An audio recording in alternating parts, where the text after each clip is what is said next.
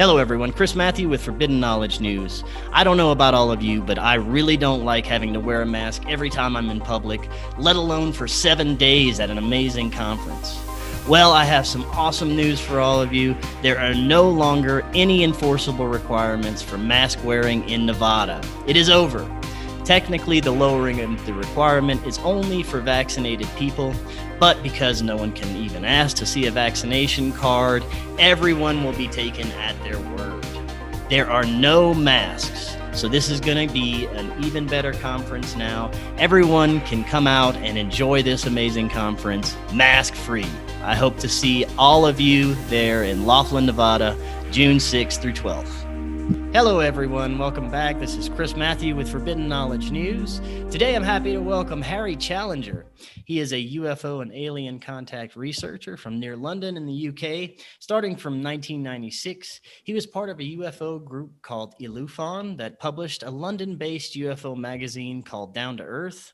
He has a long-time interest in UFO journalism, editing the world's oldest UFO magazine, Flying Saucer Review, from 2004 to the present. He also founded the UFO Academy with Katrin O'Neill in 2010. Harry, welcome. How are you doing today? Hello, I'm doing all right. Thank you.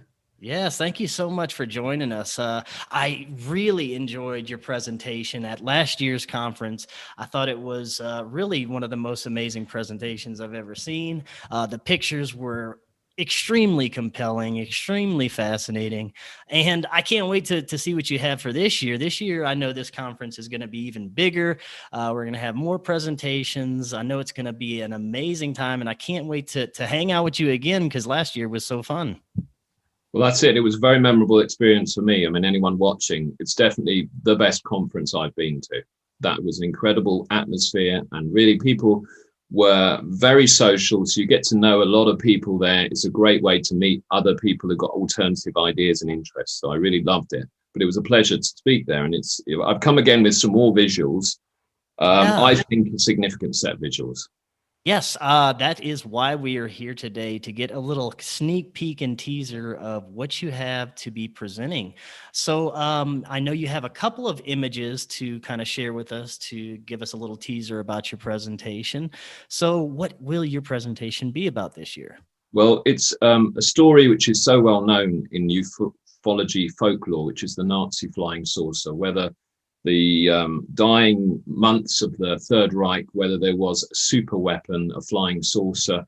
That's become folklore and mythology to some degree. So it's nice to see a set of photographs that ask many questions.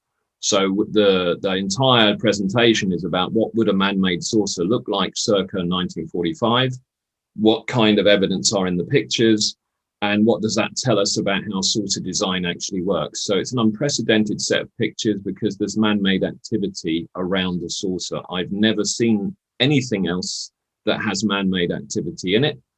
I can just, without further ado, I'll just show you the two pictures that I'm showing here. Yes, definitely. There. Yeah, this is a brand new angle and take on this than I've heard before, and I can't wait to see more about it.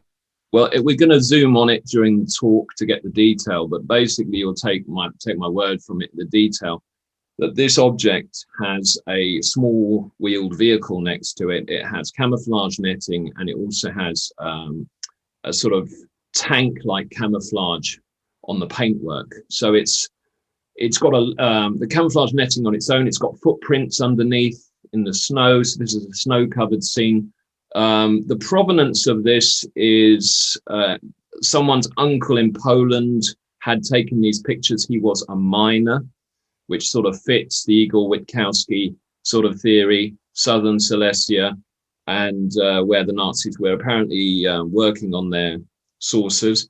So this is a Polish miner who had these pictures. Whether he took them is another question. They're taken through an open window, and in other pictures, there's actually reflections in the window. And quite clearly, there's a lot to talk about. So this is a man-made object. This is not a conventional saucer. Now, this is extraordinary, this picture. I love it. It's an underside of a saucer in flight.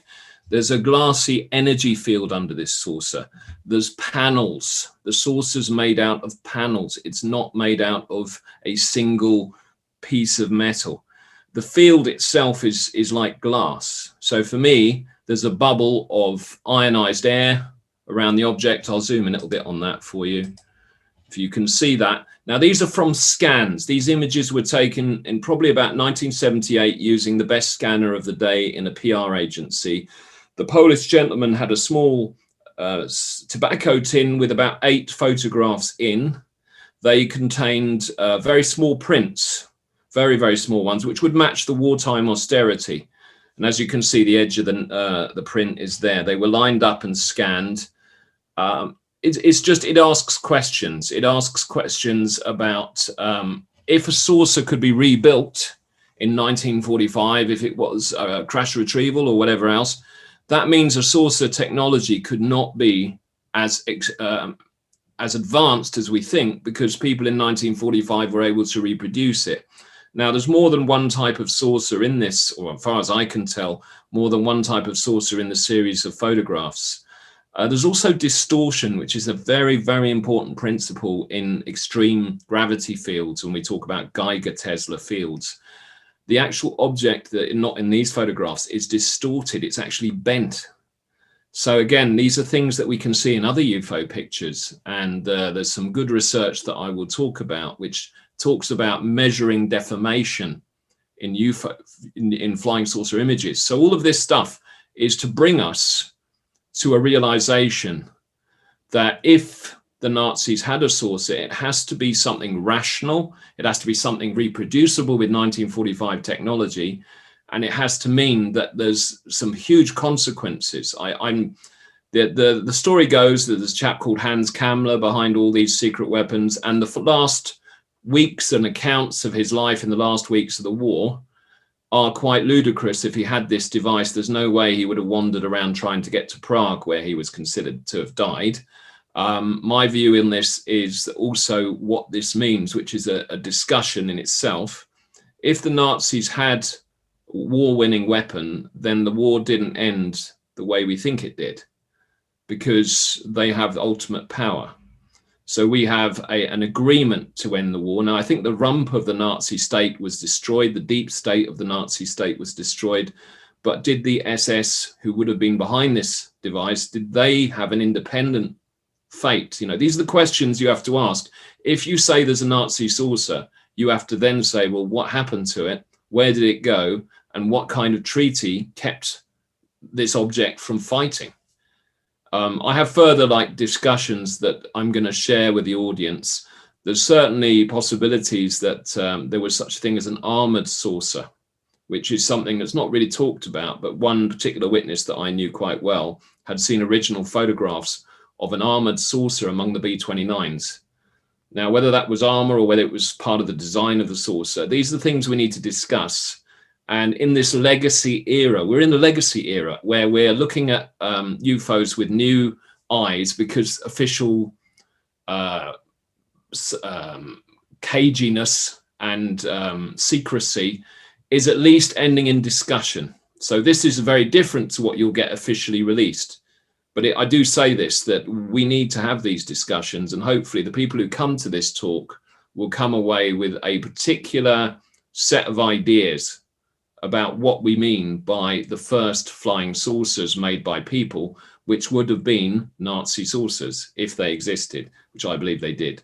That's very interesting, because, you know, most of the historians and researchers that are looking at, you know, Nazi flying saucers, you know, you're thinking, oh, they had some type of advanced anti-gravity devices, or, you know, advanced technology that we couldn't have recreated. But what you're showing here, and in some of your theories, that these could be more simple mechanical devices that kind of recreate this anti-gravity type of effect, right? This is where I'm going with it. I'm going to use a lot of witness accounts, which I did a talk in 2013 in Ferrara in Italy, and we talked about witnessed accounts of what a flying saucer looks like under the floor and what the motors look like that run the spinning parts of a flying saucer. So we'll come up with a working description of how these things have been observed And I think then you end up with a model for the possibility of a mechanical saucer, which is really what I call it. It sounds outrageous. Obviously, that's why you want to come to the talk. And that's why you come Definitely. to the UFO conference. Lachlan UFO Mega Conference is about challenging new material. That's what we're there for. And international people coming to talk to our friends in the US. Now, I don't want to give away too much about your presentation. I do have another question before we let you go today. There's a lot happening with, some would call it disclosure. I'm not sure that's what it is, coming from our mainstream media, coming from the Pentagon. These images of Tic Tacs and UFOs, and talk from the mainstream media, especially in the United States. I'm not sure how it is in the UK, but in the US, there's been this uptick of basically information coming out of our mainstream media and government about UFOs. And I, for one, don't trust it. They're trying to paint it in a kind of manner to where these things are a threat to us. I'd just like to get your thoughts on, first of all, is it the same in the UK? And second, why do you think the urgency now to disclose this information from our own government? Well, the coverage is the same in that we're covering the American stories very well. So our main, what we call broadsheets, our serious newspapers like the Telegraph and the Times have covered these. It's not a disclosure officially. I think it was well written by one of the, I can't remember which researcher wrote. It's a report. So we're going to get a report in June. It came out of the COVID legislation, which is very weird. It became at the end of the Trump administration, there was basically this huge COVID bill which covered huge amounts of spending to keep the economy going. And in among that was this obligation to write a report from all the intelligence services and the Pentagon. Now, for me, they are very cagey when people talk about them at all. So in my view, I would suggest that some people may have seen super drones which exist. Now, some people may have seen those and picked up reports, which means they're using a drone that has an ionization membrane. It's a hybrid technology. That's where I'm going with it. I believe we're looking at alien-human hybrid technology, which is like my talk about the Nazi flying saucer. It's I think it's an ionization, and that's why it could enter into the water. But one thing I would say as an observation of what we need to look at is UFO history. So when UFOs enter the ocean, do they make a splash? Because this device, they use the description, it's splashed down. If it's a hybrid device, it will still disturb the water.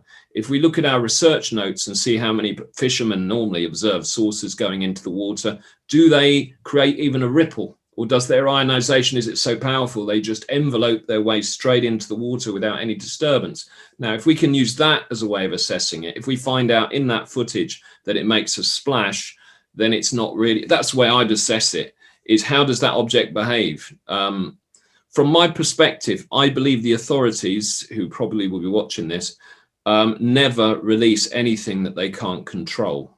So that's the principle. I've seen every piece of footage has always been deliberately sabotaged, every single piece. So I don't really validate anything that comes from them. God bless them. And I would much prefer that we did our own work, did our own research, and did our own reports. And, we don't have to be hostile to them because they are our defense departments and we are all in NATO. So we're all brothers.